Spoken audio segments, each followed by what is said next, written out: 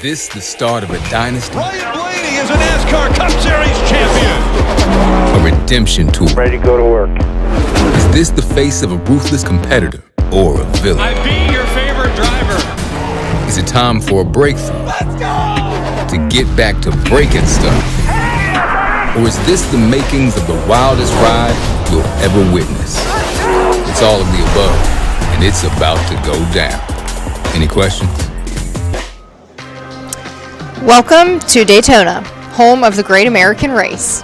Kicking the week off for the 66th annual running of the Daytona 500, the most coveted trophy that drivers spend their whole entire career chasing, a win that can define a legacy and write your name in the history books of the sport's greatest.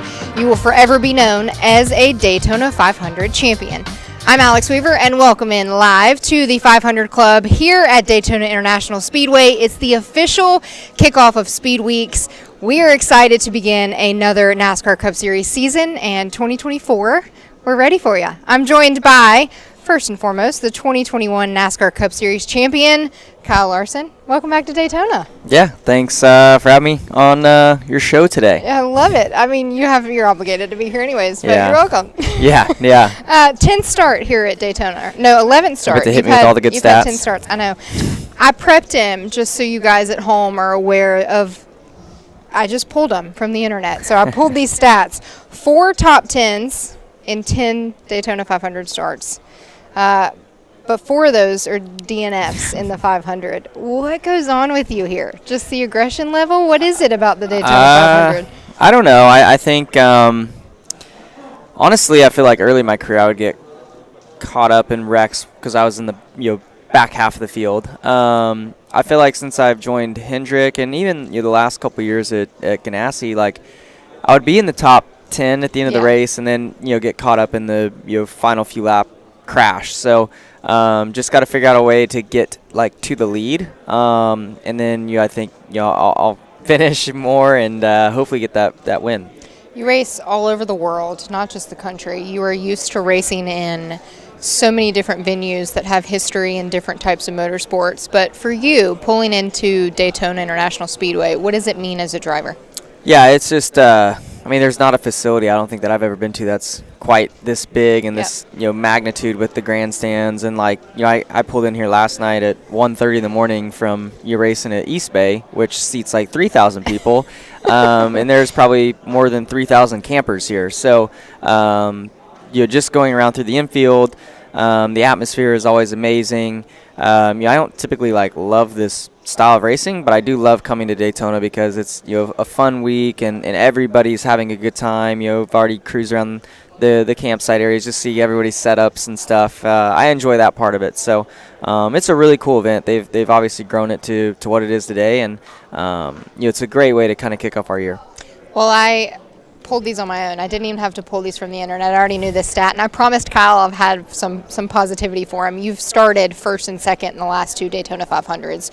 We know the type of qualifying effort that Hendrick brings, and I know it's a goal of Rick Hendrick's every single year that you guys need to start on the front row of the Daytona 500.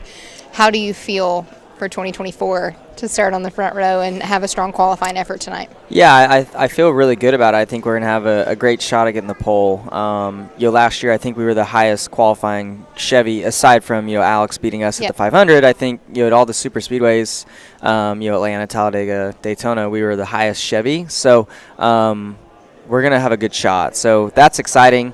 But I think Rick's is to the point where he would trade a pole for another Daytona 500 victory. So hopefully one of us 4 can pull it off this year. And we've talked to a handful of drivers already today that have talked about qualifying and how different the car is set up for qualifying versus the duels tomorrow night and then the Daytona 500 on Sunday. Would you rather have effort into qualifying, or do you feel like the bigger importance is how you guys set up for that drafting and that pack style racing? The field's cut in half for the duels, so even that is way different than Sunday's race in the 500. Once you get the full field out there, the air is a lot different. So there's not a ton to take away from, at least in my opinion, the drafting in the duels.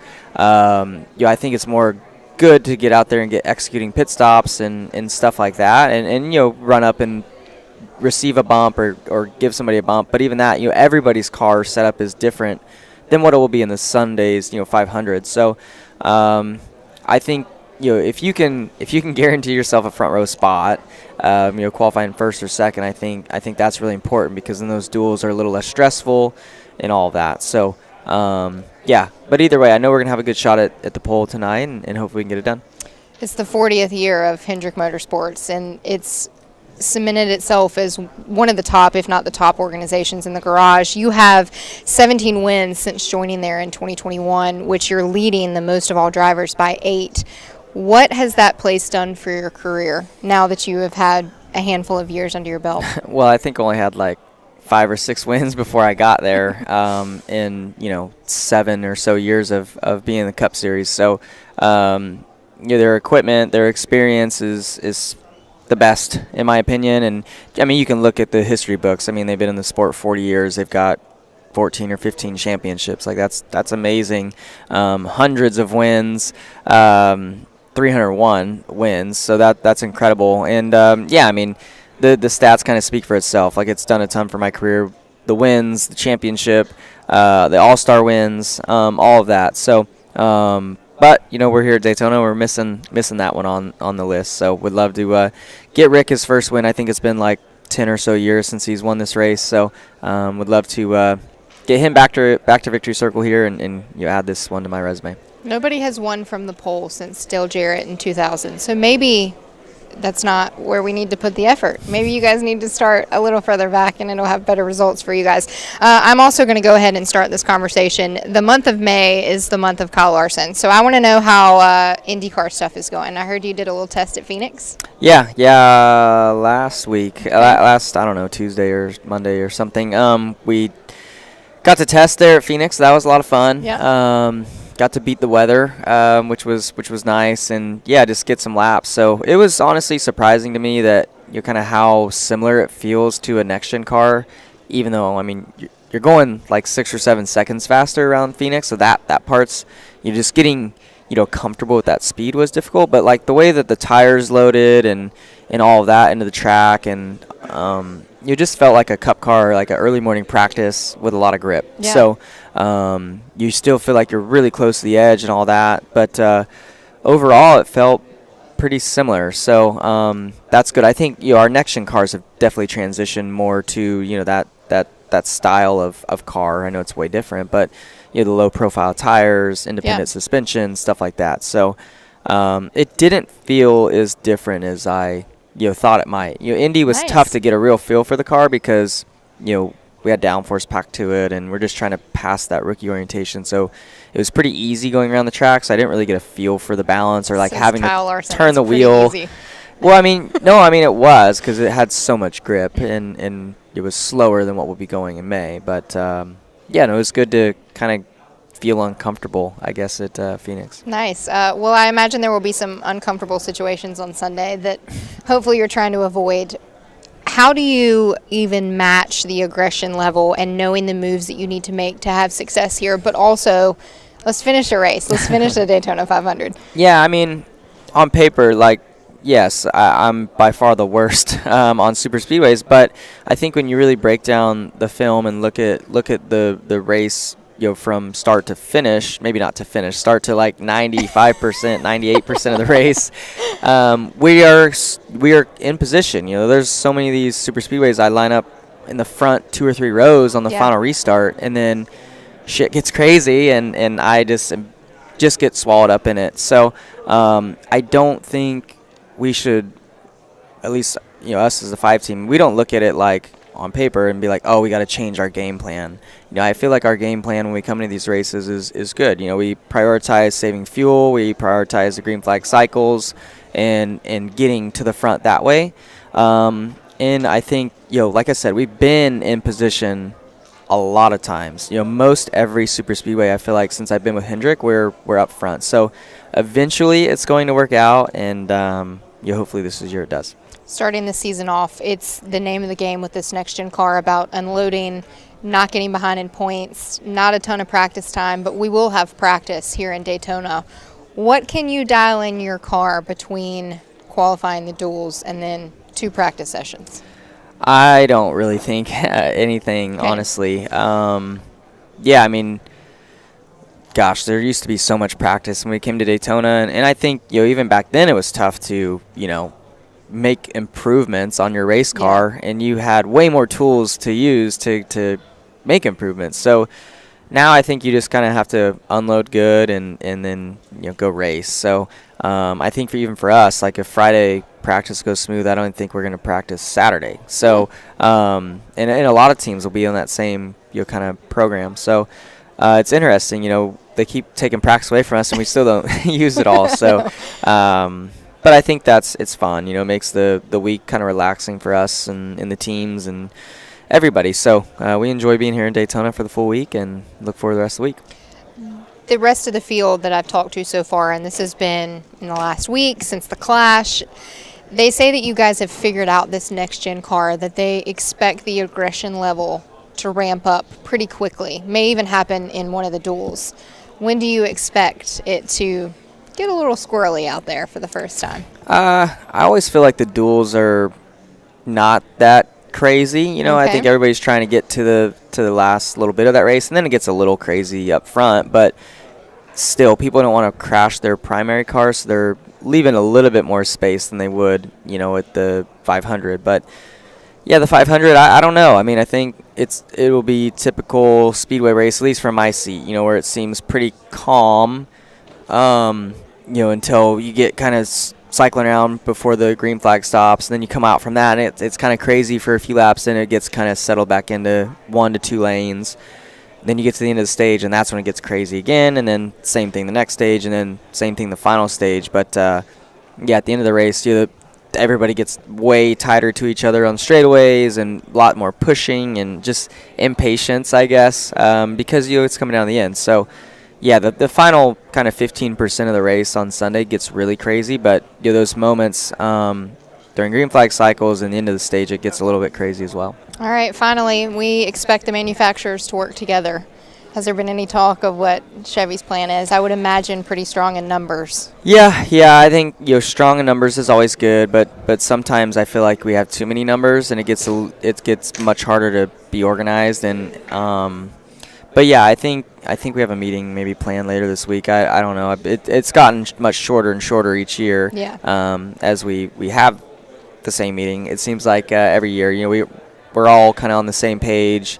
It was good bringing Kyle Busch over to the Chevy camp last year because he brought a lot of insight and experience to the manufacturer teams and stuff. So he's been good to talk to and work with. And I feel like we've gotten smoother at our cycles and stuff, which definitely helps the track position. All right, KL. First time on track will be tonight in qualifying. Good luck this week. Yep, thank you. Nice to see you. All right, Cup cars, I mentioned it. We're getting started in the high banks of Daytona. The first time we'll see the NASCAR Cup Series cars on track will be in qualifying tonight at 8 p.m. Eastern on FS1. And then the duel at Daytona is tomorrow night, 7 p.m. Eastern on FS1. And then the Daytona 500, the Great American Race, Sunday, 2:30 p.m. Eastern on Fox. I'm now joined by a guy who knows what it takes to win this race. He's your 2015 Daytona 500 champion, Joey Logano, 22, Team Penske. It never gets old being introduced as a Daytona 500 champ, right? It doesn't, but when you say 2015, my first thought was, wow, that was a long time ago. You're old. So I need to make that happen a little sooner again. Yeah. So this would be close. It'd be a good one. I've been close a few times here since 2015. So I've noticed that you can lead the last lap, the white flag lap, but it doesn't mean anything. Yeah, so we're going to talk about that because 12 drivers have won the Daytona 500 multiple times. That's it. Okay. It's one of the hardest accomplishments to win just one in our sport. And a lot of them have come down to last laps. Right. How do you make sure that you are there in the last lap? I mean, you just got to be in the picture, right? Like, you got to be in the frame, I think, just to have a shot at it.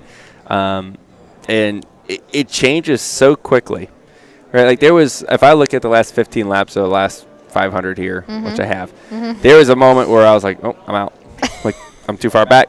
I'm out. And then it was like 2 laps later, boom, I'm right back in. I'm like, oh, that worked out pretty well. Like, Never one good out. move. And so it happens just really, really quick. And I just think you got to be somewhere in the top top 3 rows on the final restart, and you have a chance.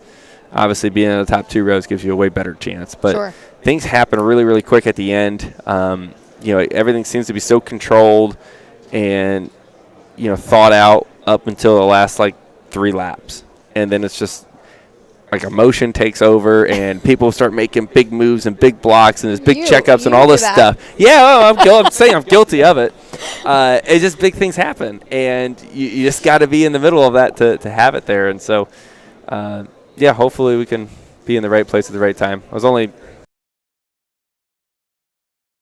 yeah, you were. Yeah. Well, the last 7 exactly have only led on the last lap of the winners of the Daytona 500, of the last 7 Daytona 500s. Are you the only led one lap, the last lap? Only have led the last lap.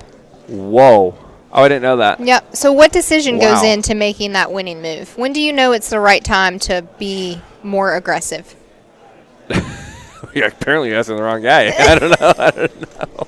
Should have asked him in 2016. Yeah, I mean, the draft changes so much over the years because the drivers are evolving and changing and all that. Apparently not for the last 7, though, is how that happens. But this race itself is, like I said, it becomes chaotic at the end because everybody knows what's on the line. Yep. It's a Daytona 500. It's not just another race. And everyone's willing to make big moves and willing to say, I'd throw away my top 5 finish for a chance to win the 500. Sure. And that's what causes all the wrecks at the end of this thing, is everyone has that mentality of, boy, this is a career-changing moment that's ahead of me. And that do-or-die type of situation, and then it just causes a wreck. And then that's why I think why a lot of the guys that lead a lot of laps throughout the race, they're up front, but they get wrecked with 10 to go or 5 to go or maybe right before a green-white checker. And that's why I think the guys that haven't led many laps get cycled to the front because the leaders got wiped out, so weird, but okay. Weird, but okay. Last lap, that's where you have to be. So when was the last time Denny won the 500? When was that? Denny won in 2020. He only led 1 lap in that race? What I don't they believe have that. on there, we'll see. I'll check it out. Someone check the facts on that. I'm not believing that at all. Well, you have 8 top 5s, 11 top 10s. Your average finish here at Daytona is 17th. You were so good when it comes to these super speedway races and making the moves. But for folks at home that don't know this, what's the importance of defending your position? Why do we throw those intense blocks and we see the runs coming and you kind of want to make your moves and stay up front? What's the importance of that? Well, a few things. One, safety, right? Being up towards the front is a good spot to be, right? If you're 8th or 9th or 10th, you're kind of in the beginning of where things go bad, and there's a good chance you get caught up in that wreck. So maintaining that track position is key for just finishing the race. So I think everyone sees everyone's pretty aggressive there. I also think obviously track position is key anywhere you go, but I mean it's all about you want to be at the front at the end of this thing. You're gonna block, you're gonna do what you got to do to stay towards the front. Now sometimes you don't make the block, and that is the right move, right? You have to weigh the risk a little bit because if you make a big block and it doesn't go well, not only maybe you wreck, but what if they just split you, and now you're just going down the center. You're the rock in the middle, falling, and you're done, right? And then you got to look at it and say, okay, maybe I'll lose 1 or 2 spots here, but I'm still leading the line. And I'm still in a good spot, or I still have my teammate or a forward behind me. I'm still in a good spot. May not be leading the race, but I'm okay. I think you got to think all that stuff through a little bit. That's easier said than done. Oh, yeah. You guys make it look so easy inside of the race car. It's not at all. I tell you, it's not. And it's bad is you go back and rewatch the race, and you'll watch it from the overhead view. Yeah. And you see it all developing, and it's duh. So obvious, what you need to do. Why wouldn't I have done that? It's so simple, but it's hard to see all that from inside the car. And even with the spotter, as good as Coleman is, you still got to take that picture that he's seeing, that he gets it completely. Mm-hmm. But he has to try to verbalize that to me, and I have to kind of reimagine that somehow. Yeah. All that the whole time. It's hard. It's hard. If you guys are listening on the radio and you want a good scanner to listen into, Coleman Presley will make you. He has a way of teaching me about racing that He's I'm good. not even in the car, but Yeah. he's feeding so much information to you. I'm like, It's a lot. I could be in the car. Let's revisit the clash. Some words exchanged. I have to ask, anything carry over at the end of the clash for you? From here? Yeah. Oh, I don't know. Okay. I mean, I don't know. Just, I'm pretty frustrated. I don't know what else to tell you. Yeah. Yeah. Okay, I got it. Off season, how was it? You're a Netflix star now. The main star of your side of the show is Hudson. Of episode 2, Yeah. and it ends poorly for me. Well, You know, it's such a great show, though. They did a good job editing it and like making it really entertaining and, and interesting all the way through it. They did a great job. They just did it 1 year late. You know, like in 22. 22 that would have been the year to get the going. year for Netflix to do that, but no, we waited till 23 and I got knocked out in the first round. And what an amazing story that is. So, yeah, that sucked. It was hard to rewatch it. Like, I like wanted to be a fan, like watch it as a fan, like that perspective, and it's pretty entertaining from that way. But reliving that moment in Bristol was like, ugh. I shut it off at the end. I threw the remote down. I'm like, ugh, screw Bristol this thing. was a rough week for you. It was a rough one. So the whole first round was pretty rough. So it's but it was also motivating at the same time because you watch and like, boy, we can't do that again. Love that. So it's good, and I think it's great for the sport. I've said this a couple times. I don't like golf. I'm not a golfer. I don't have the patience for golf. So I'm not watching golf. Yeah. Like that's for sure.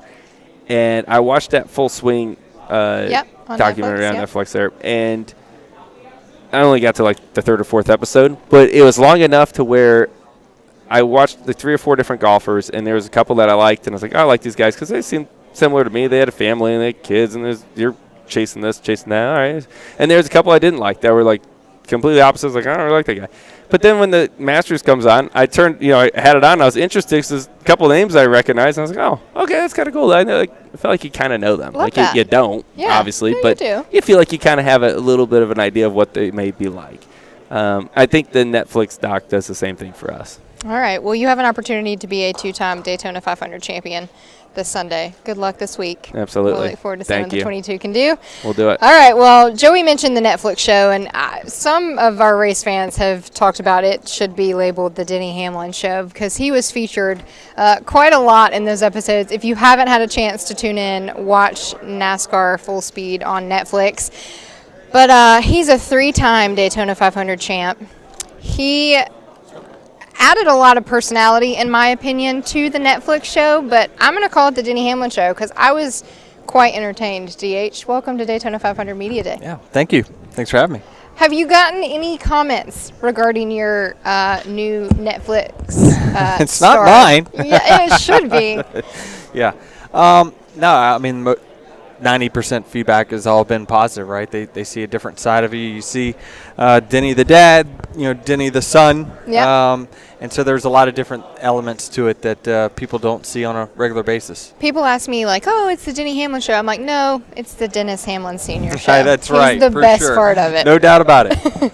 Well, welcome back to Daytona. When you pull in now and you have 3 of these trophies for some drivers can't win 1. Some drivers can't come close. When you pull through that turn 4 tunnel, what does it feel like pulling back in this place, having 3 of them? Yeah, it's amazing for sure. And certainly, 10 years ago, I didn't have any. So it happened really quickly, all these Daytona 500 trophies. So I just I don't take it for granted. I understand the history behind it, what we've accomplished, what it took to get there. I appreciate it. I get reminded when I see those trophies very often that we're a part of an elite group, and I'm just happy that I was able to accomplish those. But it always just wants you more. I just want to put myself in the next group of 4-time Daytona 500 champions. So that it starts getting more and more elite with each Daytona 500. Well, the first time you won the 500 was in 2016. You won the Clash that year. Yep. So does that mean kind of got a repeat? I hope. That's the goal for sure. So certainly it was a good momentum boost for the team. Don't know if that draws too many other conclusions other than that. But being 1-0 to start the year before the Daytona 500 certainly makes you feel good. Yeah. Now heading into Sunday, we obviously No, Ricky, you don't text me back yesterday. Oh, I got a School picture of your go-kart I found. Oh, Talking about I got to go-karts. get back to him. Yeah, gotta text him back. This Yes. is what happens when you're a Netflix star. You just get all these. Yeah, all these yeah, text right. messages. Yeah, whatever. Okay, you are so good at these super speedways, and your name is mentioned every single time we head to one, especially the Daytona 500. You mentioned in the Netflix special that, you know, everybody talks about your skills of knowing when the aggression amps up and when to make these moves and how good you are at feeling when to pull back, when to push up, and when to be aggressive. In your mind, what are you feeling? Walk me through when I know, like, ooh, we're getting squirrely and things are cooking up here. You just see drivers giving each other less room for error. Okay. The gaps start tightening up. The bumps just start getting a little heavier.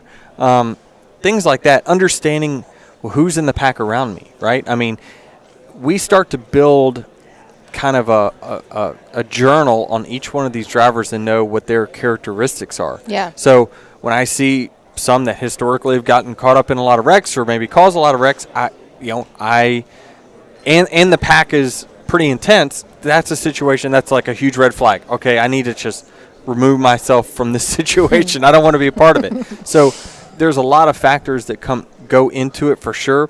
I think, Michael McDowell said it pretty well, which is why I put him in one of the elites when it comes to this type of racing, is that you just start to understand the chess game in which some of these drivers are about to do, and you have to counter that attack. So there's a handful that know how to do it really, really well.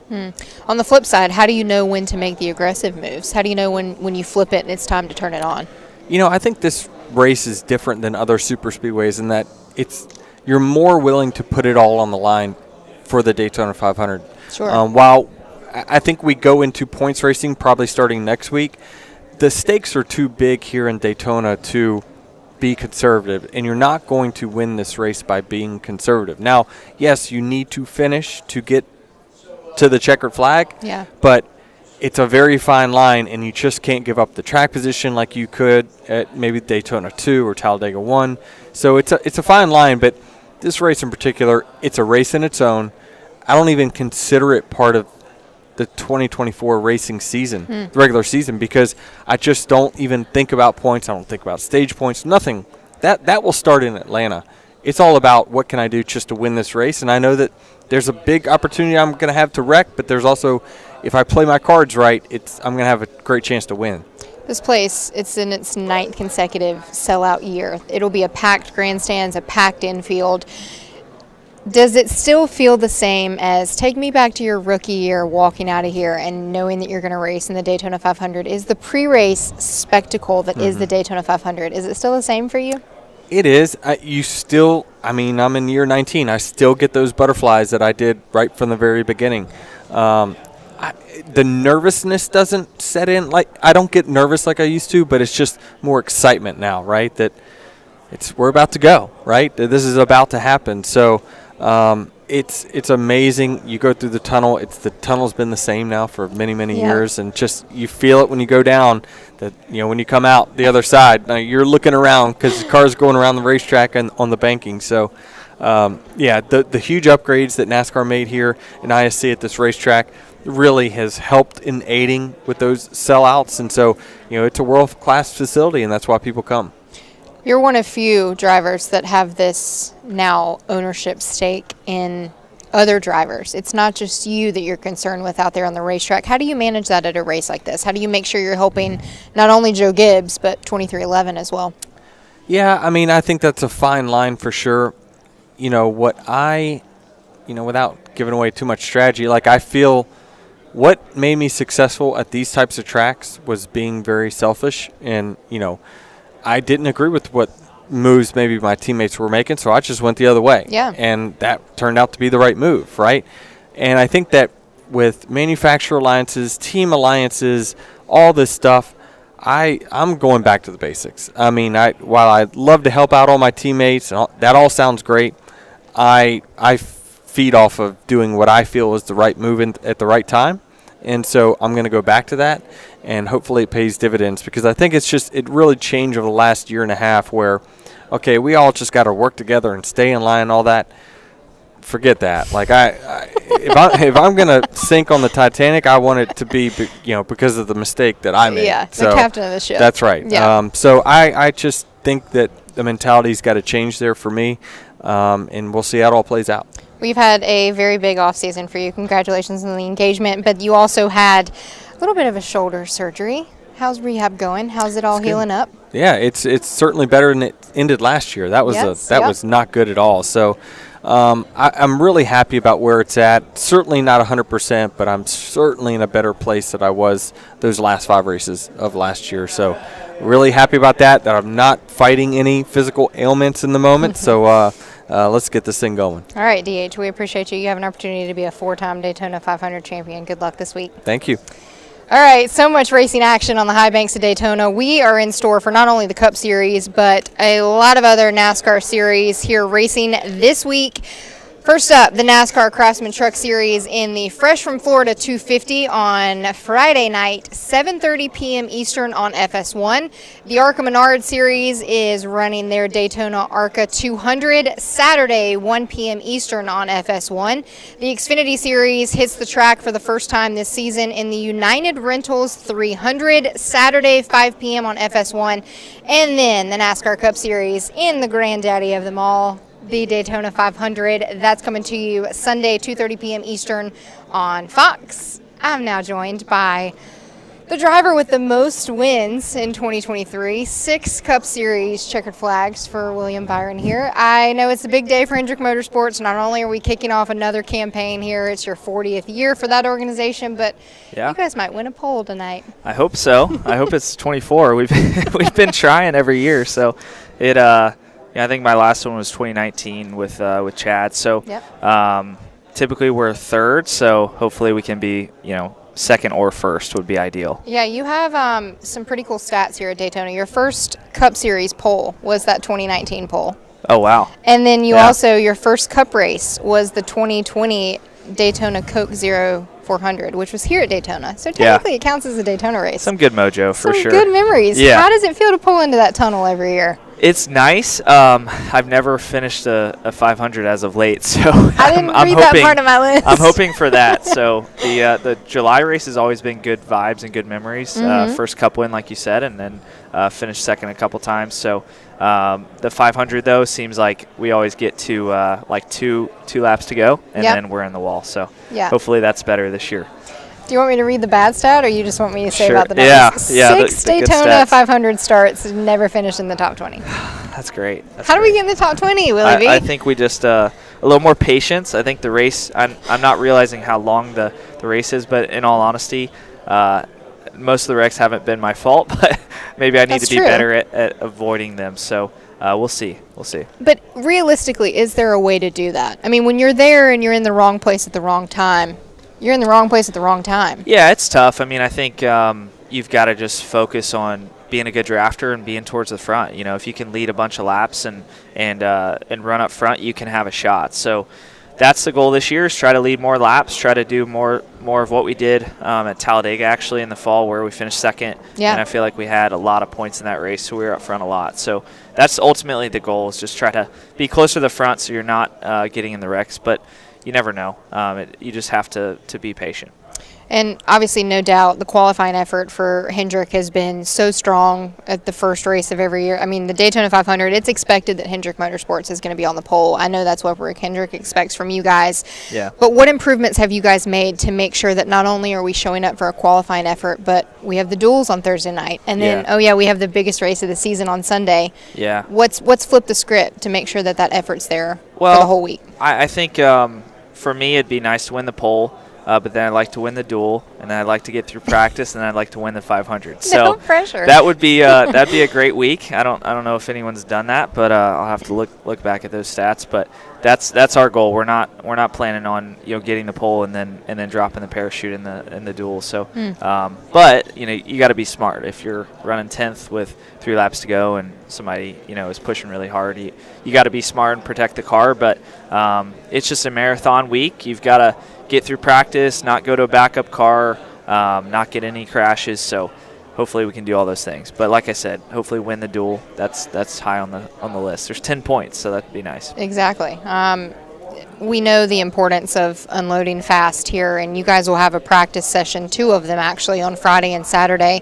What can you dial in between qualifying the duels and then Sunday's race? I mean, not a lot. I think you've got to kind of wait and see. I would say you can learn some in that Friday practice just because it's 50 minutes. The track's pretty hot, and the track's getting more rubber from all the other series. So the duel, I've been down here enough to know, like, the duel every time. I'm like, yeah, man, my car drove great. Like, don't change a thing. And you show up on Sunday and you're sliding off turn 4 and you're getting into guys and making mistakes. So we've got a plan for the car of how we want to run it on Sunday, and really not a lot changes that. What have you and Rudy talked about since that championship run at Phoenix? I know, obviously, 6 wins this season. You come in as possibly the champ favorite, and then not the result that you wanted there at the end. What's been the not any more motivation needed from the 24? You guys are showing that you're dominant, that you can win races, but now how do we attack that championship year? Yeah, I think just continuing to prove what we do best, and I don't feel like we get the credit we deserve. So I'm excited for that, and just to prove more and try to go out there and win more races and dominate more races. We haven't. Last year we won a bunch of races, but still some cracks in the armor last year, and I feel like some things that we need to improve. So motivation's high for us. We know we're capable, and we just got to go out there and get in the rhythm of the season, really kind of fall into the rhythm of what we do, and hopefully it starts this week, but if not, try to get to the second race of the year and start competing and running up front. So that's the goal, and Phoenix is still on our mind long term, just to figure out the short track package and be fast there. Do you guys feel like you've figured out this next gen car yet? Like, does it feel okay, we know what we're working with, and I know what I have when I hit the racetrack on Sundays? I'd say there's still that bit of unknown of what changes with the car, and just trying to figure out, how hard you can push the car. I feel like everyone talks about the limit of this car, and it's very vague. So I've busted my butt a few times and had some spin outs, and even in the playoffs last year, I felt comfortable. I was like, man, I haven't spun out in 30 or so races, and sure enough did it at Kansas. So I just feel like understanding that limit more is important. My number 1 favorite William is Spicy William, but my number 2 favorite William, this is not good for you. I always love whenever you make a mistake, you come on the radio and you're like, sorry guys, it's just I feel the so most bad. Deflated. It is the most deflated I ever am. I crawl into that hermit and I'm like, I feel like an idiot here, so I got to make it up. How hard on yourself are you? Very hard on myself. You are? Yeah, I'm very hard on myself. I feel like I'm my biggest critic, and I'm a bit of a perfectionist, so I'm a bit OCD. So I feel like for me, it's maybe not what people see, but I'm evaluating myself constantly on things I could do better. And that's in and out of the car, but I would say in the car for sure. There's definitely a hyper focus on details and things that I could do better. Do you think that benefits you or hurts you as a race car driver? I think it hurts me sometimes because it takes me kind of falling into that rhythm to just get into a routine and start rattling off some good results. But I don't know. I think when I do find that rhythm, it's usually pretty lethal. So it just is trying to find that. I also am going to add another favorite William Byron to the book too, because we saw you in the Netflix special and you're eating sugar cereal. Yeah. What's the Daytona 500 breakfast? I hope not Fruit Loops. Everyone loved the Fruit Loops. I honestly haven't grocery shopped yet, so I'm going to go to the grocery store here in a minute. Okay, I'm going to buy 2 boxes of Fruit Loops and go get some other great snacks like Gushers. And I'm not a very healthy eater, so people who know me know that. So I'm trying, though. I'm trying. I've been doing more cardio this off season, so hopefully I'm a little bit healthier. Metabolism is strong over there in the Byron family. What's the morning of the Daytona 500 look like for you? Nerves? No sleep? What are we running on? It's busy. Yeah, there's a lot of questions to answer, but I don't know. For me, for the Daytona 500, I don't know. I just try to stay cool. That's kind of when I do my best work. Just stay calm and cool, and when I put on the helmet, that's when all the excitement kind of starts to gel. And usually for me, if it's that balance of calm and adrenaline is usually pretty good. The most interesting thing I think that I've heard so far this morning is guys have talked about, we see you guys 200 miles an hour, 3 wide, high banks of Daytona, insane racing, have no idea what moves people are going to make, and you drivers will talk about it being quiet in the race car. Is it quiet in your mind inside of a race car? It should be when it's should going be. well. That's when a it's good going answer. well, it's quiet. It's harmonic, really. I mean, you're just listening for the right things. You know, you're tuning out all of the other noises and things that go on. It's pretty amazing when you're leading a race. Sometimes you start to notice all the noises that actually you never heard before. Yeah, so, well, you're looking out the rearview mirror the whole time. So your mind really calms, leading. So I don't know. It just is. It is calming. But it's stressful too. When you're running bad, it's stressful.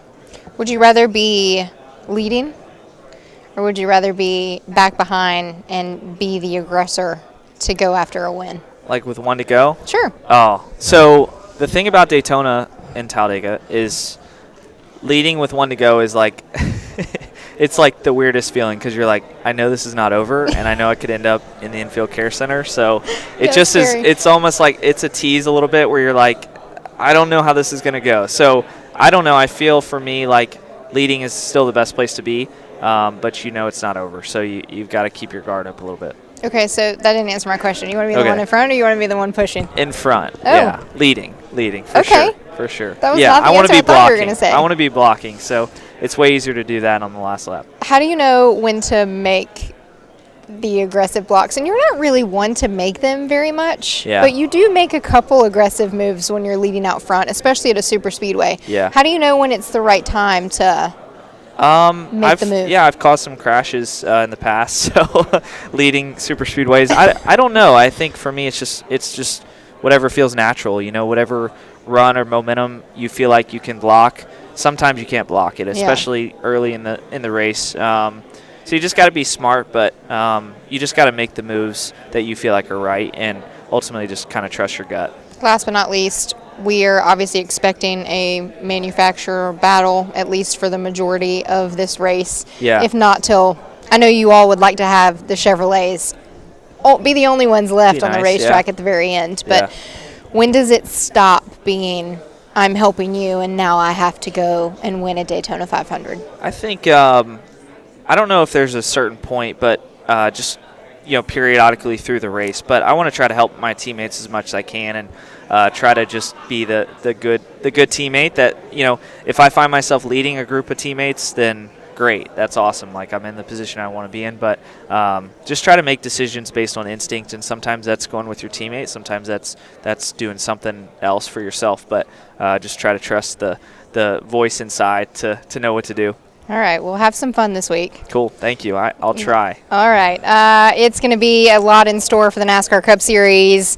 I know William is looking forward to qualifying. That's tonight, 8 p.m. Eastern on FS1. The duel at Daytona will be tomorrow night, 7 p.m. on FS1. And then it's the Daytona 500 Sunday, 2:30 p.m. Eastern on Fox. Joined by William's teammate now, the number 9 from Hendrick Motorsports. Most popular driver, again, no surprise. How are you? Good, how are you? Let's see if we get your microphone. There it is. Yeah. I hear you now. He asked if we were live. Yes, we're live. I said we'll just do it live. Do it live. That's right. Welcome to Daytona 500 Media Day. Thanks. You excited to be here? I am. Excited to be back in Daytona? I am. Yeah, weather's way better than it was at home, so that's a plus. Was it?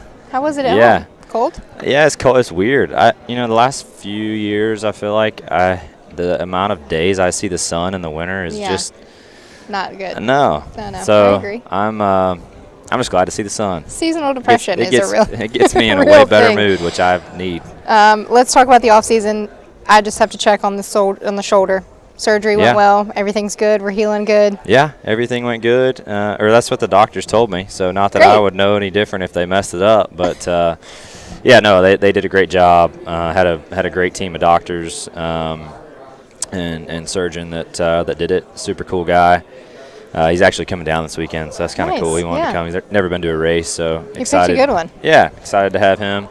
And Yeah, everything feels good. I raced last night at New Smyrna, which obviously ran the Clash. But the race I ran last night was a little more physical and longer race and whatnot, and I felt really good. So I feel like I'm fine.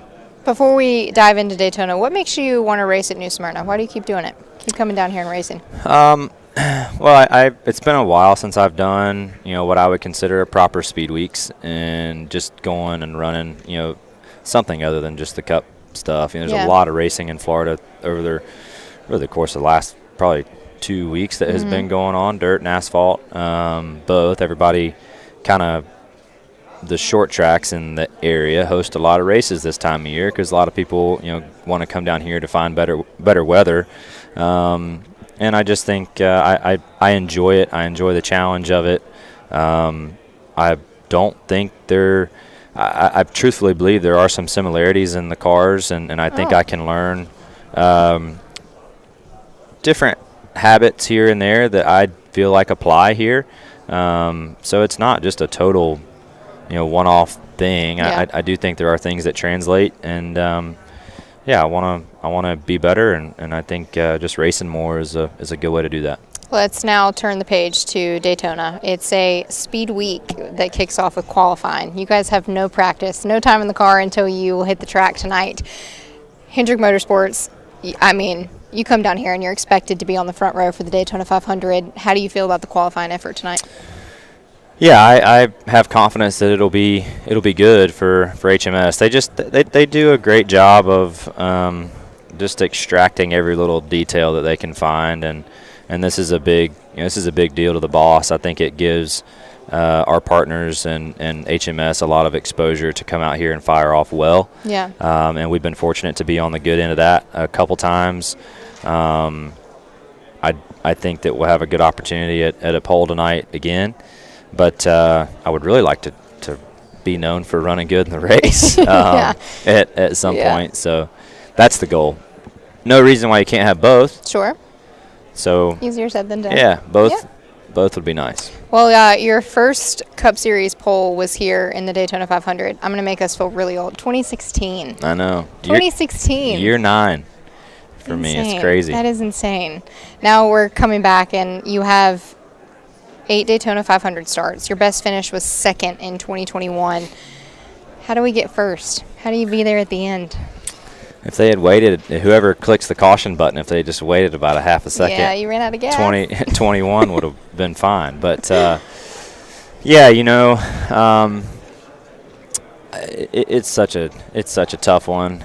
There's been years that I've come down here and I've been super aggressive and just been on kill the whole time, and I've crashed that way, and I've come down here and I've been really conservative with the mindset of just trying to get to the end of the event, and I've also crashed that way. So there is a middle ground in there somewhere that I see a handful of guys have more consistent finishes than others, and I hope that I have seen a little bit of both sides enough that it'll help me find that middle ground that it takes. But it starts with a fast car, and it starts with being able to be on offense, because when you're someone that can be the guy in the lane to make a lane go forward and not be playing defense or be dependent on someone else for a good push, that really betters your odds of having you in a good position all day. So it starts with a good car, and obviously good decision making on my end as the race unfolds. So we'll see.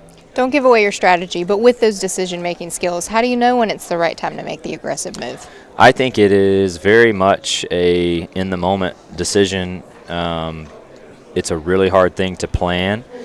Depends on who your players are, who is around you, kind of knowing a little bit about your competitors and what they like to do and how they like to conduct their race. So I have experience with seeing a lot of that. Granted, we do have some new faces, but I have seen a lot over the course of the 8 years. But always willing to learn and open to changing if I need to change or adjust or whatever it takes. The 9th Daytona start, the 9th time you've pulled into the Turn 4 tunnel. Being a driver that's about to race in the Great American Race, you grew up coming here with your dad, some special memories at Daytona. Does it ever get less special pulling into the tunnel? I actually drove into the turn 1 Oh, tunnel man. today. Jeez. So, but that one's special too. Yeah, They're both pretty nice. I agree. Any tunnel. The one over there is a little more narrow. Yes. It's more fun, I would say, to drive through. That one has newer signage, though. It does have newer signage. Security is a little more strict. They are. There's over there. 3 checkpoints over Yeah, you got to get through Fort Knox. Yeah. To get in, but no, it's always special, and it's just it's a fun time of year. As a kid growing up, watching and being a fan of the sport, is just there's a lot of I consider myself a race fan. There's a lot of excitement around this time of year, and really proud to be a part of it for as long as I have, and I try to enjoy it, and also try to make sure I'm doing my part for my team, and it's all balanced. But I do enjoy coming. This is a special place, and would love to have a good Sunday here one day. Last but not least, a lot of fans out there would love to see you in Victory Lane on Sunday. You have reached the pinnacle of our sport. You have been crowned a NASCAR Cup Series champion, but what would it mean to win the Daytona 500? Yeah, it would be a huge deal. I mean, I think for me personally, it's just, there's been a lot of great drivers that don't win this race, and Sure.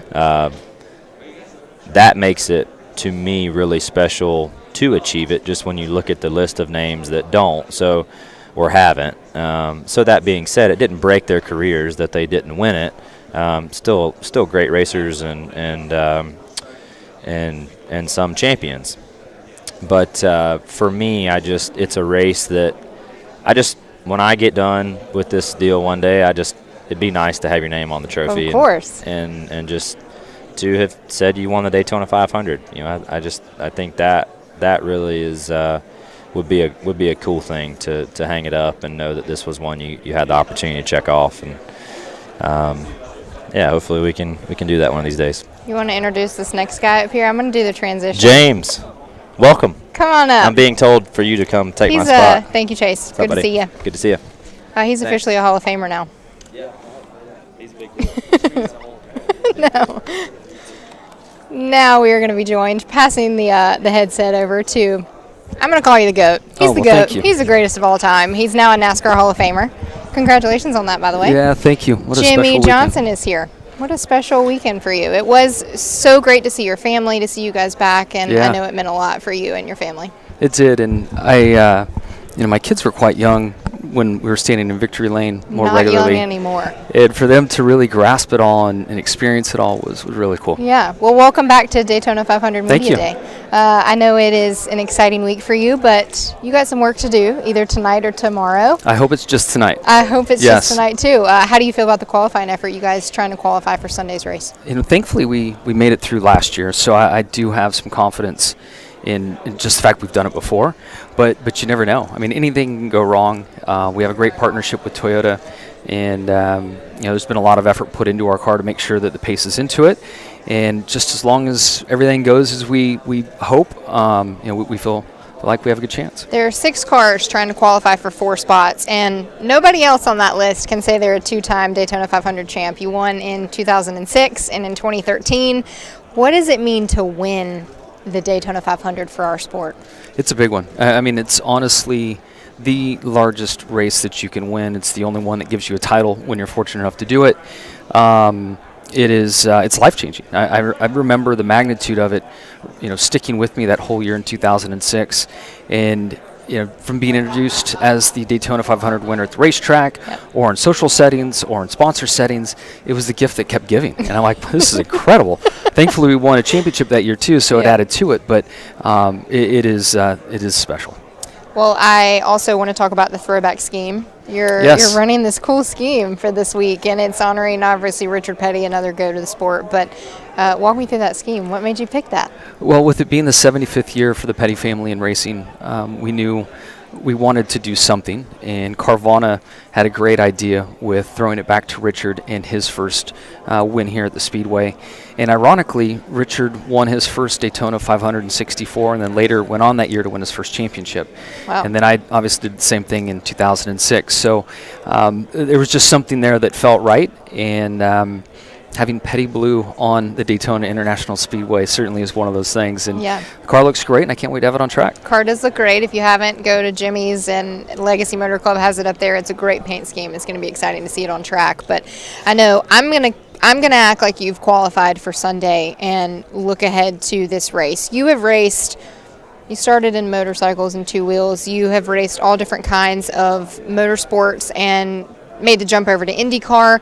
What is it about the Daytona 500 that it is forever our most special race and has stayed the most special race in our sport for 76 years? I don't know if I can put my finger on it, but we all know it. Yes, we all yeah. feel it. We can all see it. I first felt whatever it is in probably the early 80s, sitting on the couch in San Diego, California with my dad and my grandfather, and it's just always been there. And I'll never forget my first time driving by the Speedway and like, wow, look at the size of that place. And then at the time I came through the Turn 4 tunnel, which was the only tunnel back then. Yep. And when I popped out, the black number 3 of Earnhardt was going by. And I was like, okay, Yep, like it's game all, over. this is great. And so I don't know if any of us can quite describe it, but there's a feeling that comes with it that we can all identify with. Yeah, let's talk the two scenarios, though. Let's say that you qualify in qualifying tonight based on your qualifying speed, and you can kind of sit back and relax in the duels. How do you run the duels knowing that, okay, we're in, and Sunday's the goal? Yeah, I think I have to treat the duel close to the same in either situation. The way this rules package plays out, and certainly how small the group is in the duels, you can't recover if you get in trouble. You can't pass cars like you once could before with different packages. This car is very draggy, so when you are in a single file line and try to make a pass, you get about halfway along the car you're wanting to pass, and it's like a parachute is thrown out. So you need to race hard. You need to maintain track position. So if I am in the race based on speed, I won't maybe block as hard as I would need to if I was not in on speed. Okay. Second scenario, let's say you don't qualify on qualifying speed and you have to race your way in through the duels. How do you race them then? I'm calling all my friends in the motorhome lot, making promises that I can to everybody that I would be a great driver for them to push and work with. Great teammate. Yeah, exactly. You would be the 5th driver to win the race with a different manufacturer than what you have won previously. Bringing Toyota on board, there is more Toyota numbers now. You've added some, including the Legacy Motor Club gang. Both Eric and John Hunter Nemechek have told me that there will be 3 Legacy Motor Club cars in the race on Sunday. How do you feel about those numbers? I really hope that's the case. And you never want to jump to conclusions or take anything for granted in the sport because I've been doing this long enough where anything can happen. Yes. But we've put a serious effort into 2024, into our Speedway program, and certainly into the 84 car to make sure that it's fast. How do you feel about Legacy as a whole this season? I know you're going to make, what is it? Is it 8 starts? 9 starts? Yeah. Okay, so how do you feel about this organization, Toyota, your 2 drivers, and what this year could look like for you guys? Yeah, I feel we're honestly in a great place. There's been a lot of change that has taken place since the end of the 23 season. And I feel we're taking these huge steps forward as a company, and certainly I hope they're huge steps up through the finishing order on Sunday afternoons. And I think here at some point this first half of the year, that big step will be noticed. And I think from that point on, it's going to be small little incremental steps. The garage is just too competitive. There's so many great programs out there. Yeah. And we know that we have room for improvement. And I think, for us to really be where we want to be, it's probably a 2 to 3 year play because there's just many factors that we have to get right. But we're going to make a huge step forward this year. You've seen decades of the sport and raced among generations. How do you feel about the talent that is in this sport right now? It is incredible, and it's tough to just put it in one department and say that it's driver talent. Yeah. You look at the engineering demands on the teams now more than ever, strategy, you come down pit lane and how important it is to perform on pit lane with your pit stops, which has really pushed us to create our own pit stop over the wall group. So that's something else that we've added to Legacy Motor Club for 24. It is as competitive as it's ever been. Any pressure on Sunday to run that Petty Blue, or tonight to run that Petty Blue on the high banks of Daytona? There's always pressure, and it's what I realize. I don't want to run full time, but I do miss the pressure. I do miss the accountability of competition. Yeah. And that's why I'm here. All right, Jimmie, good luck tonight. Thank you. Appreciate it. We'll look forward to seeing his qualifying effort. Jimmie Johnson is one of those 6 open cars trying to make it into the big show on Sunday. You can watch the qualifying session for the NASCAR Cup Series tonight on FS1. We are now going to be joined by another driver in the NASCAR Cup Series, the number 1 for Trackhouse Racing, Ross Chastain. He won Stage 2 last year in this race. Obviously catching up with Jimmie. Did you get some pointers there? I'm going to let you have a microphone before I officially make you ask that. But what was the question? Pointers from Jimmie right there? Ask him how to I was actually was making sure he was taking care of Advent Health. Love it. Former partner. Love and, that. Speed Weeks presented by them. Yeah, the group that brought me into really into competitive Cup cars, and so they moved over to the club, and just happy for them. Well, it's awesome. Ross Chastain, everybody. Trackhouse, I know, is changing the game when it comes to this sport. But, man, what would it mean to be a Daytona 500 champion and to get Trackhouse their first Daytona 500? Oh, gosh. Oh, gosh. Wow, right into the real questions here. Man, everybody else is just kind of like easing into it. And No. just like nice, easy ones. No, I want the important stuff. I have no idea what that would be like. Obviously, I've never experienced it. And I've never even been a part of anybody else, like, close enough to really know. Yeah. But we'll figure it out as we go. That's kind of what I do in my career, is figure it out just as we go about things. You won Stage 2 here in this race last year. What did you learn from last year's race that can benefit you for this year? Yeah. I know you won in Stage 3. Yeah, for sure. Yeah, not sure why that worked out to cycle up and lead the inside line and win that. Or I think we were inside line. Why that worked out and why other times you make the same moves and the momentum doesn't push you to where you want to go. Not there. I find the people that I want to work with on track, and I work with them. Okay. And I've found a few cars that I work better with. Yeah. And we can make more speed. Other than that, why stuff works out, why we can win a stage or not, there's not really a rhyme or reason in my book. Sure. You won the 2019 Xfinity Series race here at Daytona. What is it about this place that makes it different than anywhere else? So for me, I grew up about 4 hours southwest of here over in Fort Myers, and we came to the July 4th races. We came to the summer race because we have watermelon plants in the ground right now. So growing up, we didn't leave from first week of January till Memorial Day, till the end of May. That was our time to grow and harvest the crop. So to win that summer race was big. That was the race we went to. We would come in for the Xfinity race. Even though we were Cup fans, we were NASCAR. Back then I didn't really understand the difference as a kid.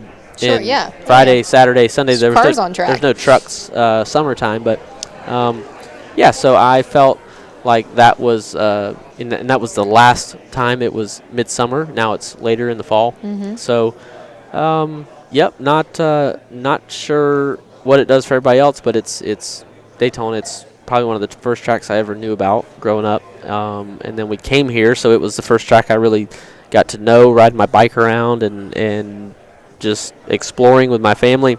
You camped? Oh yeah. Love that. So turn 1, the outside of turn 1, gate 40 used to not be as nice as it is. That used to be a mud pit. I know when it rains in Florida a lot, everything turns to mud.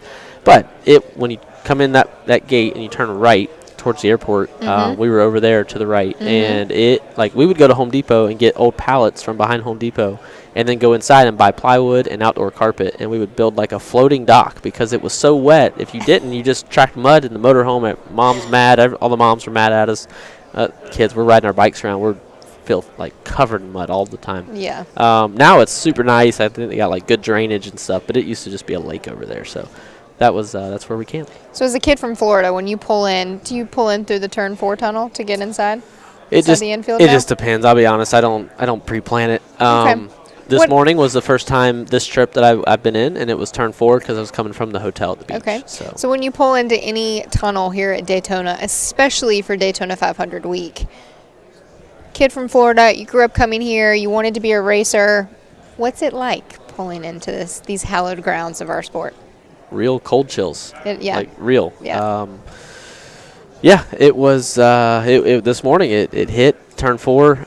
Turn 1 was the side that we were down there more, so I had more experience down there. But yeah, I drove Still in a turn good tunnel. 4. Turn 1's a good tunnel. Yeah, I mean, for my generation, it's the tunnel. I mean, the turn 4 tunnel is like the old one. I think for a lot of the legacy people that have been here a lot longer than me. I'm only 31, so there's a lot of people, generationally that have been here way more than you and I. So I feel like it doesn't matter though. It's just getting inside the track is the cool moment, and that was a moment. And then seeing like a big billboard in the garage with my face on it, and Busch Light, was pretty wild. Yeah, how's that going? I mean, you were just. Have we done any commercials yet?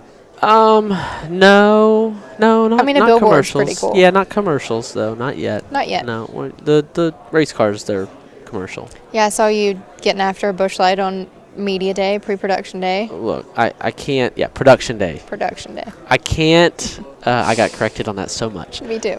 I can't be given a cold Busch Light and then asked to give it back after one sip. It's just not. Oh, they only let you have one sip? That's what they said. Yeah, no, that I wasn't drank fair. the whole thing. That wasn't fair. We're not playing those games. That wasn't fair. We imagine on Sunday, though, it's going to be a manufacturer battle. But as far as qualifying as its own entity, it's a single car, and that's really just trying to find that 1 or 2 lap speed. For the duels, is that a manufacturing battle that you guys have found, or is it what separates the duels from the Daytona 500 as far as working together? Oh, for sure. Honestly, for me, probably more bow tie alliance, more GM General Motors alliance Thursday to get the rust knocked off and be with my friends and just be locked in with them. With twice as many cars on Sunday, there's just a lot more variables. There's twice as many cars, but I think it just exponentially expands the where you line up after restarts or pit stops, green flag, caution flag. There's definitely a lot of Chevys. I mean, there's no doubt. There's no hiding it that we have the numbers. Yep. But that also means that there's going to be other people mixed in. So on Sunday, I'll learn. Both other OEMs have new noses and tails, so how does that affect there? It has to change it. They look a little different. See how it changes my car. It's all I care about. I don't care about anybody else or any of them. And so I'll learn both Thursday and Sunday, and then and then just push a Chevy at the end. Like when there's an option, I'm slamming into the back of that bow tie to try to move them forward. How much effort is put on tonight with qualifying? For my team, a lot. I don't have anything much to do with it other than hitting my shift points. That's the main thing, is getting enough wheel spin leaving pit road, but trying to tie it together with traction to get up to speed, because we're not quite up to speed when we take the green, even though we have the whole outlap to get up to speed. So, the sequential shifter, timing that. I've had times where I blip the throttle, I lit off the throttle to pull into the next gear, and it doesn't go, and I blip a second and even a third time. So, my team grades me. I've asked them for grades like I'm in 5th grade. Like, give me a grade on the 4 super speedway races that we've done over the last 2 years, and they did for last year. And I got anywhere from a D+ to an A-, and just those things are crucial. They're not going to drive good. They're going to be bouncing like crazy, but we'll slot in wherever we do in the duel and then go race. You have a Talladega win. You know what it takes to win on super speedways. You've obviously won here in a completely different series, but what's the difference for folks that don't know between the 2 super speedways that we see? What's the difference between Talladega and here in Daytona? If we were at Daytona that day, I won't win, because at the Tri-Oval, I was not leading. It took all the way to pit out. Yeah. And then for me, less is more. When I try to do more at these places, I tend to get myself in trouble. So sometimes it works out and you win, and sometimes more often than not, though, I've been crashed, or causing crashes, or leading, putting myself in a position to be in the crash that someone else causes. So Daytona is it is smaller. I mean, it's measurable. They do measure it smaller, and it just a little bit tighter entries and exits to the corners, a little less width, a little bit narrower, and then just a little bit tighter radius is getting in and out of the corners. So it's definitely different. And it does. I mean, this is Daytona. This is where our sport, the catalyst for it getting the national and then worldwide attention. A lot of it revolves around the beaches here and this speedway. We see sellouts here. It's the 9th consecutive that the grandstands and the infield has been sold out. This was like the earliest that folks were buying tickets and wanting to come to this race. How, as a driver, knowing that there's fans in the grandstands packed out, the infield packed out, but they're all coming to see you guys race. How's that feel on a Sunday? It's wild. It sounds weird to say, but the coolest part about the Sunday of the Daytona 500 is waking up, because now you're finally there and the whole day is in front of you. Now, how it goes, I have no idea. Mm-hmm. But waking up, I'm going to think I overslept. Do you sleep? Yeah. Okay. It's a superpower. I can sleep. I jealous. sleep all the time, anywhere, anytime, any place. Yeah, I love it. I hope I never lose it. I know. Airplane? Can you sleep on an airplane? Absolutely. We hit the ground here yesterday, and I woke up when we hit the ground. I didn't even feel the landing gear come out or anything. So that's a talent. Yeah, I have no idea each time how cool it's going to be until I get to the moment, and then that whole Sunday is just amazing. And then you can also walk me through when you're walking down pit road, getting ready to strap up, put your helmet on. We have the Thunderbirds, the national anthem. We've had presidents here at the racetrack for the Daytona 500. For folks that have never been here, I immediately tell them this should be on your sports bucket list. It's up there with Super Bowls and national championships and what other sporting events you want to add onto the list. As a driver, how does that feel? So cool. It's just so wild. I would be here as a fan if I wasn't driving. Same. I would once I got old enough to tell my dad, no, Dad, I know we have plants in the ground, but on Sunday I'm going to wake up early, drive over, watch the 500, and come back. And I would be doing that. It's hard to put into words any NASCAR race until you actually go. And obviously this one is our biggest. It's being in the Final Four 2 years ago at Phoenix was big for us. Yeah. But being there at Phoenix not in the Final Four was much less big of a deal pre-race this year last year, 2023, versus the year before when we were in the Final Four. So this one, it's like everybody's in the Final Four. It's like this feels like what I can compare to going for a championship at the end of the year. What I've only felt it one time. I felt the 500 several times, and it's like that. That's what Phoenix reminded me of the 500. Whenever I got there, and I was like, okay, like I'm absorbing all of this. It feels like the Daytona 500. And so just the unknowns. It's a new season. The possibilities are just everybody has their ideas of what they think's going to happen, but what's so great about live sports is we don't know. A lot of people forget that you won the last points paying race in the NASCAR Cup Series. You won at Phoenix. Yeah. Did that carry over some energy and momentum into the off season for the Trackhouse men and women that are at that shop? Well, our tire carrier, Matt Simmons, on the one car, he self-proclaimed it as the longest win streak in NASCAR history, and he's just stayed with that. So I can't tell the guy he's wrong. No, how dare you? Yes, that was huge. I mean, just hasn't been done in a decade of anybody winning the race. It wasn't in the Final Four. And then, yeah, it just feels good to win, and we're humans. We're human. It's human nature. Like, as people, we just like to be rewarded for the hard work and for all the people at Trackhouse. It was incredible, and that we took the fight to the championship guys and girls, and we competed with them, and we ultimately won. So it was amazing, and something I want to do a lot more of. All right. Good luck this week. Right. I know Trackhouse will be going after it. Yeah. Maybe the win streak will continue. Hey, never know. I mean, we didn't win the Clash. Well, points pain. Win streak. There we go. All right, everybody. Ross Chastain. Thanks. Good to see you, Ross. We have next up driver/owner. I only get to say this like 2 times in the Cup Series. Brad Keselowski is joining us here. 2 times. 2 times. You and Denny. Well, now you can say it for I said Jimmie it to Jimmie. as well. I did say it. So 3 times. Yep, 3 times. Look at that. How's Alex today? I'm doing well. How's Brad today? Good. We're live on YouTube. We're live. We're live. Hey, YouTube, NASCAR, YouTube. I don't know which camera to look at, so I'll just look at you, Alex. Oh, look at that one now. Okay, look at that one. Yeah. It keeps changing. Yeah. All right. Look at whichever one you want, Okay, Brad. we'll do. It's your world. We'll do. The number 6 driver for RFK Racing. You won Stage 1 last year. Mm-hmm. You guys had such a strong effort at RFK when it has come to Daytona, particularly the Daytona 500 week.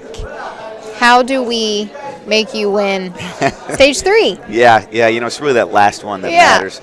RFK last year, we had great races, both races here at Daytona. Yes, the fall race was really good for us. We won a stage in that race as well, and my teammate Chris Buescher ended up winning the race. We finished second.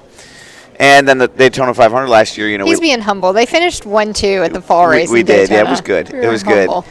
And the Daytona 500 though, we led the most laps. Both cars were in position at the end. It just fell apart for a number of reasons. I think we were leading with 4 to go, and we got past the lead. My teammate Chris Buescher and I thought we had a good shot at getting it back, and then there just was a whole bunch of wrecks, and we got caught up in one of those and didn't get the finish I feel like we deserved. So, that's it's a humbling race. Yeah.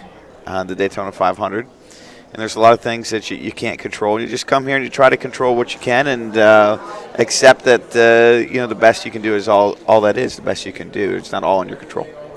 Listen to these stats. You have 14 Daytona 500 starts. This will be your 15th.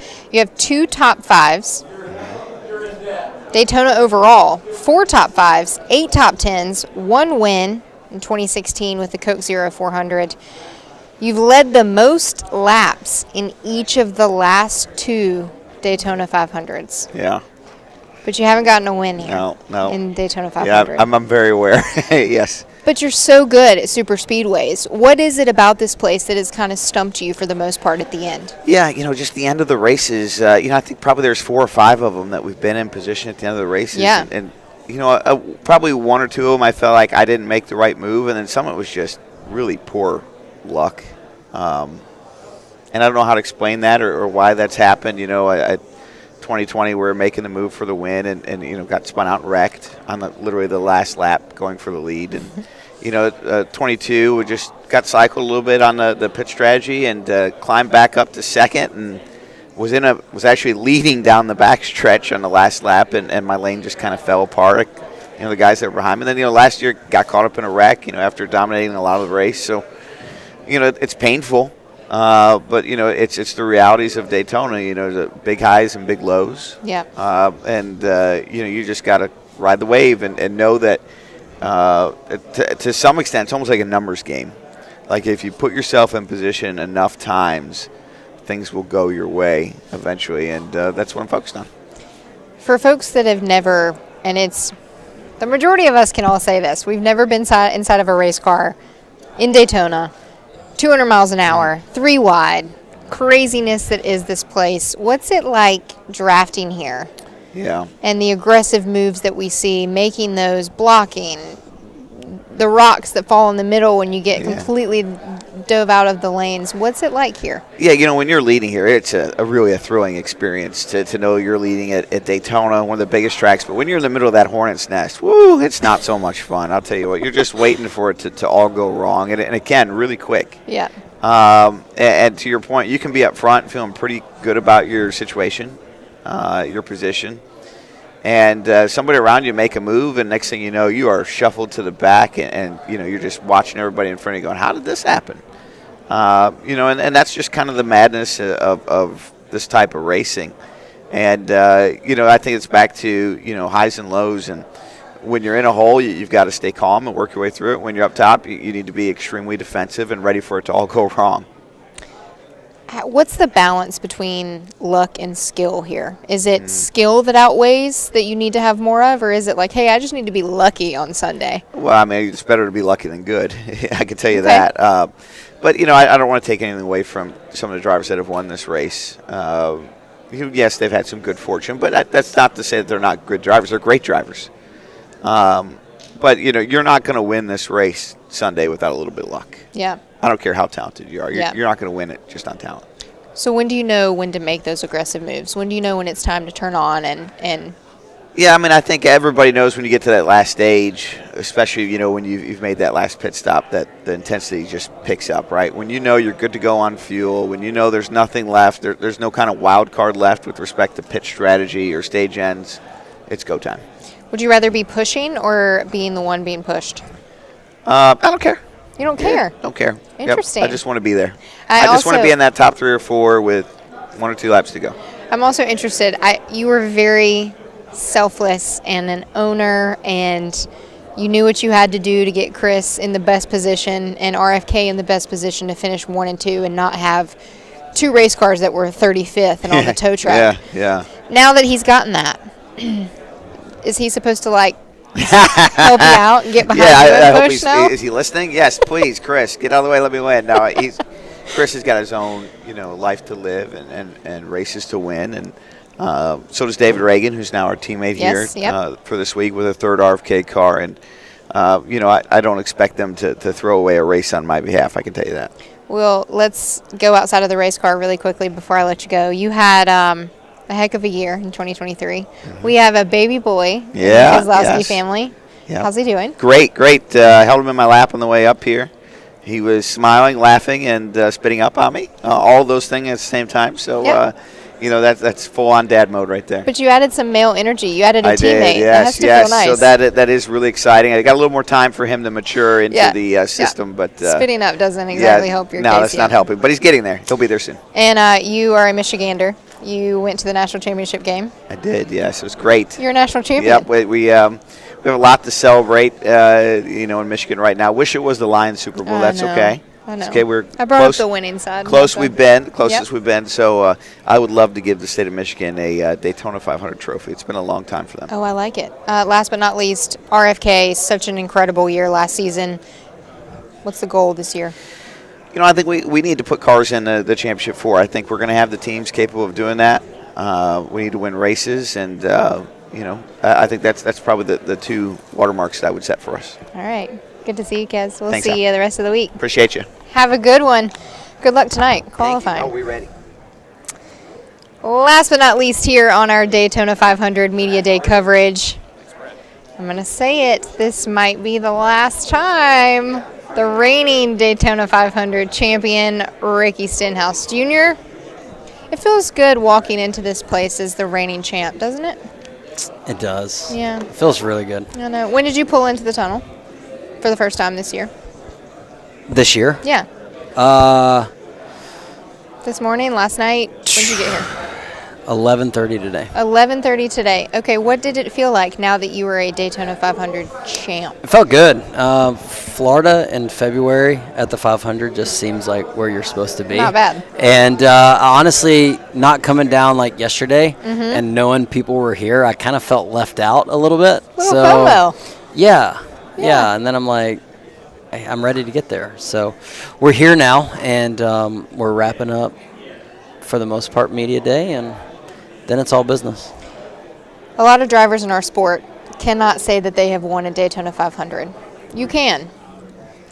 What has this year been like when you won the race that every driver is trying to go after? Yeah, it's not. I mean, I've been trying to win this race since 2012, and we finally got it done. And so, I think it was cool just being introduced at driver intros as the reigning Daytona 500 champion. But past that, it's something that a lot of drivers want to win, and a lot of them tried their whole career and never did. And the coolest thing that I still tell people is when I saw Tony Stewart afterwards in the bus lot, I went and saw him at his bus, and he took the ring off my finger and just looked at it because he's like, man, I would trade one of the championships for that. And that that kind of put it into perspective for me. Like, here he is, a multi-time champion of our sport, and would trade a championship for a 500. And so it's cool to have that kind of checked off the list. I mean, obviously you still want to win more, but it's nice to have that one done with. All 3 of your Cup wins have been on super speedways. What is it about this style of racing that you have found success at?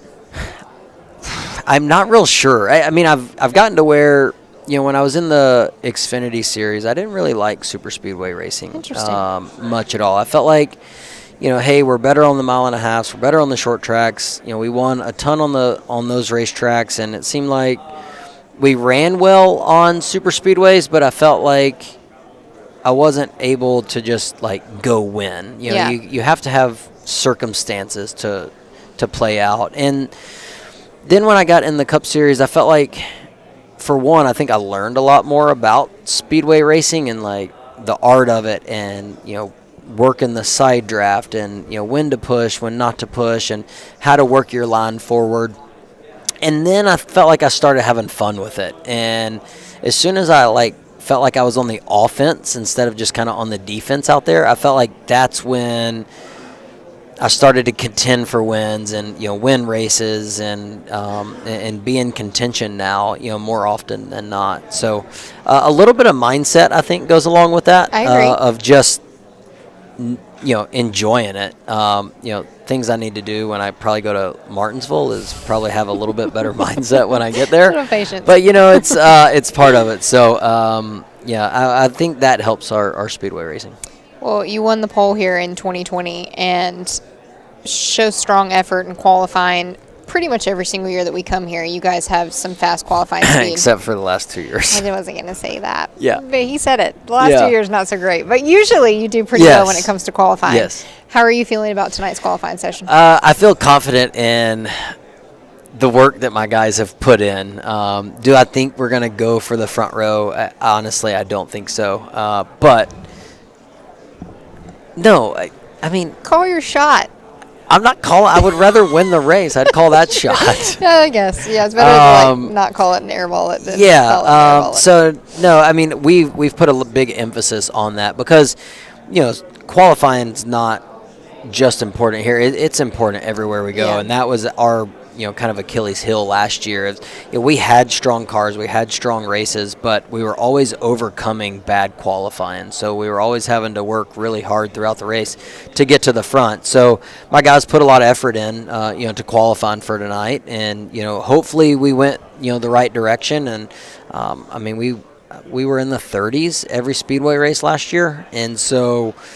If we could get close to 20th, that would be a huge step in the right direction off of everything that we learned. So I would take that as a win tonight, but we'll kind of see where it goes. And then we'll have the duels. How do you race in the duels tomorrow night?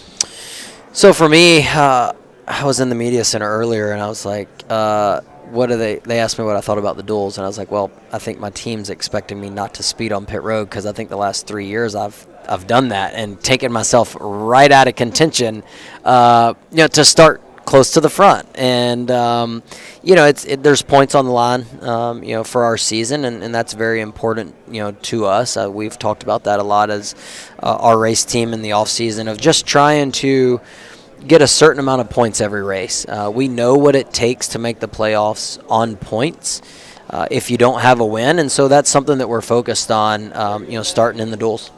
A year, it's had time to set in now. You've been called a Daytona 500 champion for a year. What did that win mean for the men and women at JTG Geordie?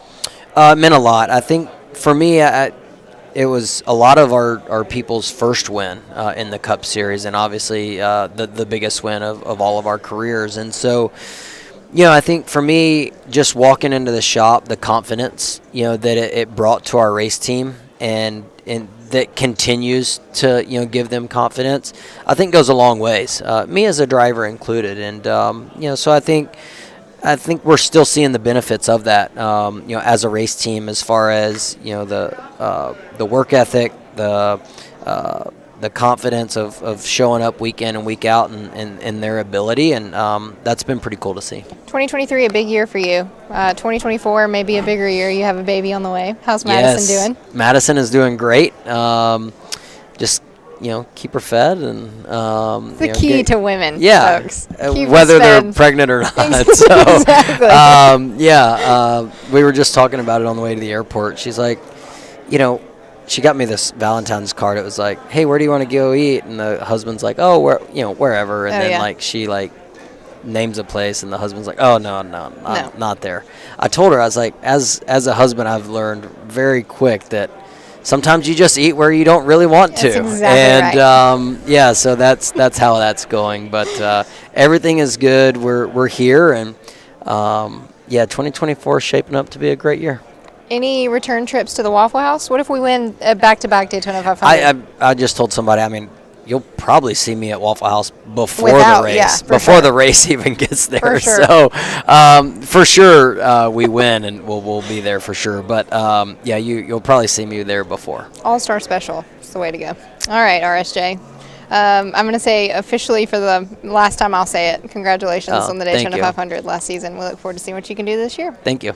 All right, that does it for our Daytona 500 Media Day coverage, but that is only the start of what this week has in store. There is so much racing action, and the NASCAR Cup Series is gearing up to take the high banks. Tonight, it is qualifying. We will set the front row for the Daytona 500, 8 p.m. Eastern on FS1, and then the duel at Daytona is tomorrow night, Thursday, 7 p.m. Eastern on FS1. And then it's time for the grand finale of the week, the Great American Race. It's the Daytona 500, Sunday, 2:30 p.m. Eastern on Fox. Thanks so much for joining us here at Daytona 500 Media Day. For myself and NASCAR, enjoy Speed Weeks, and we'll see you on Sunday. In position at the right times. That's when you know things are getting real, right? Like you can just it feels like the cockpit's getting smaller in a way. Like you can feel the pressure of that. A 2-inch mistake is a big consequence here. We always get to like two laps to go, and Yep. then we're in the walls. The gaps start tightening up. The bumps just start getting a little heavier. And every year, we come with a lot of excitement, with Yep. a lot of energy, and we fight for it. When you say 2015, my first thought was, wow, that was a long Yep. time ago. We're old. So I'm going to go to the grocery store here